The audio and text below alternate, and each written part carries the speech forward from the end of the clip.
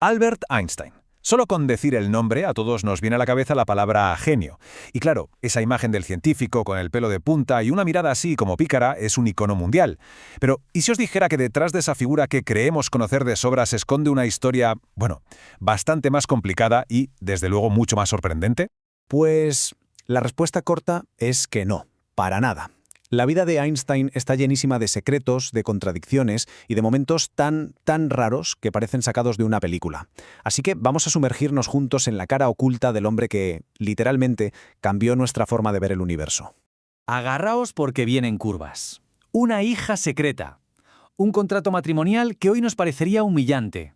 El FBI vigilándole los talones. Y si, habéis leído bien, el robo de su propio cerebro. Y ojo, que esto no son cotilleos ni leyendas urbanas, son hechos documentados. Y esto es solo para empezar. Pero bueno, para entender bien al personaje, al hombre que hay detrás del mito, tenemos que irnos al principio de todo. Y resulta que en sus inicios, las señales de esa genialidad que le atribuimos no estaban nada claras. De hecho, sus primeros años de vida fueron más bien una fuente de preocupación para su familia. Para que os hagáis una idea, al nacer su cabeza era tan grande y con una forma tan rara que sus padres llegaron a pensar que tenía alguna deformidad. Por suerte, todo volvió a la normalidad en unas semanas. Pero luego vino el silencio. Albert no dijo ni una palabra hasta los 3 años. 3 años. Y de repente un día, en mitad de la cena, suelta su primera frase. La sopa está demasiado caliente. Imaginaos la cara de sus padres, que ya temían que tuviera algún tipo de retraso. Hoy en día, a este patrón de tardar en hablar en niños, que luego resultan ser muy brillantes, a veces se le llama, curiosamente, el síndrome de Einstein.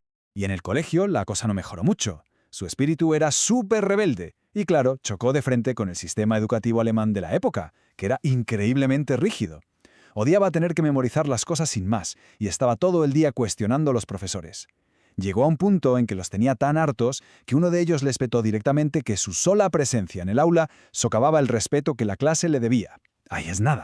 A ver, vamos a desmontar un mito que seguro que habéis oído 1000 veces, el de que Einstein era un mal estudiante. Falso, totalmente falso. Mirad, estas son sus notas de cuando estudiaba en Suiza. Esos 6 que veis ahí no son suspensos, son la nota máxima, un 6. Era una máquina en álgebra, en geometría, en física. Entonces, ¿de dónde sale el bulo? Pues de una confusión muy tonta. En el sistema alemán, un 6 era la peor nota, pero en Suiza era la mejor. La realidad es que, desde muy joven, Einstein ya era un auténtico prodigio. Bueno, dejamos atrás la juventud y nos metemos de lleno en la etapa que lo cambiaría todo, tanto en su carrera como en su vida personal, sus años en Zúrich. Una época en la que el amor y la física se mezclaron de una forma, tan intensa como turbulenta. Es en la Politécnica de Zúrich donde conoce a Mileva Maric. Y Mileva no era una simple compañera, para nada. Era su igual a nivel intelectual. Una física serbia brillantísima y, atención, la única mujer de toda su promoción. Ambos compartían esa pasión loca por entender cómo funcionaba el universo. Y claro, se enamoraron perdidamente. Y aquí la historia se tuerce. Llega el primer gran secreto de su vida. En 1902, antes de casarse, Mileva se queda embarazada y da a luz a una niña, Liesl. Todo se mantuvo en el más absoluto secreto para evitar el escándalo. A día de hoy, el destino de esa niña sigue siendo un completo misterio. La teoría más probable es que o bien la dieron en adopción o que murió muy pequeña de escarlatina. Lo que parece casi seguro es que Albert Einstein nunca llegó a conocer a su primera hija. Pasa el tiempo, llega su famoso Año Milagroso de 1905 y la fama de Einstein sencillamente explota. Se convierte en una estrella de la ciencia. Pero mientras su carrera despegaba, su matrimonio con Mileva se hacía pedazos. Y en un intento desesperado, y la verdad es que bastante frío y calculador, de mantener las apariencias por sus 2 hijos, Einstein le presenta a Mileva una especie de contrato.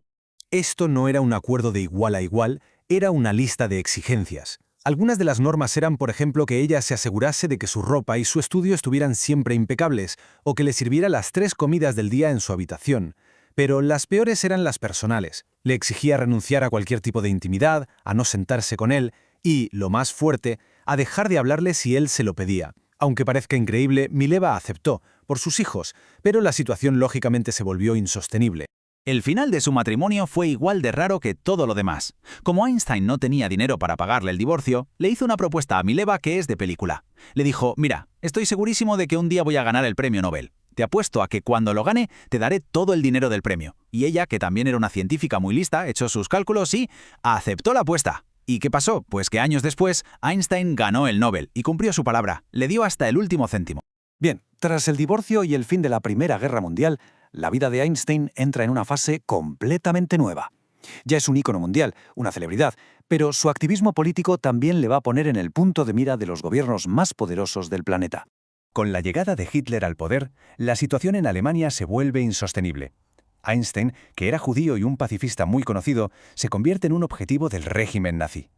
Así que en 1933 hace las maletas, abandona Alemania para siempre y encuentra refugio en Estados Unidos, en la Universidad de Princeton. Pero esa nueva vida en la llamada Tierra de la Libertad no fue tan tranquila. Vino con un pequeño detalle: vigilancia constante. 1427. Repito, 1427. Ese es el número de páginas que tiene el expediente que el FBI le abrió. ¿Y por qué? Pues porque sus ideas socialistas y su pacifismo a ultranza hicieron que el gobierno de Estados Unidos lo viera como un posible espía y un riesgo para la seguridad nacional. Y aquí tenemos una de las mayores ironías de su vida. Mientras una parte del gobierno americano lo trataba casi como un criminal, el resto del mundo lo veneraba. El contraste es brutal. En 1952, cuando murió el primer presidente de Israel, le ofrecieron el cargo a Einstein, ser presidente, y él muy educadamente dijo que no, argumentando que no tenía la aptitud natural ni la experiencia para tratar con la gente a ese nivel. Y con esto llegamos al final de su increíble vida, un capítulo final que empieza con una aceptación de la muerte muy serena, pero que termina con uno de los episodios post-mortem más bizarros de toda la historia de la ciencia. En 1955, con 76 años, le reventó un aneurisma.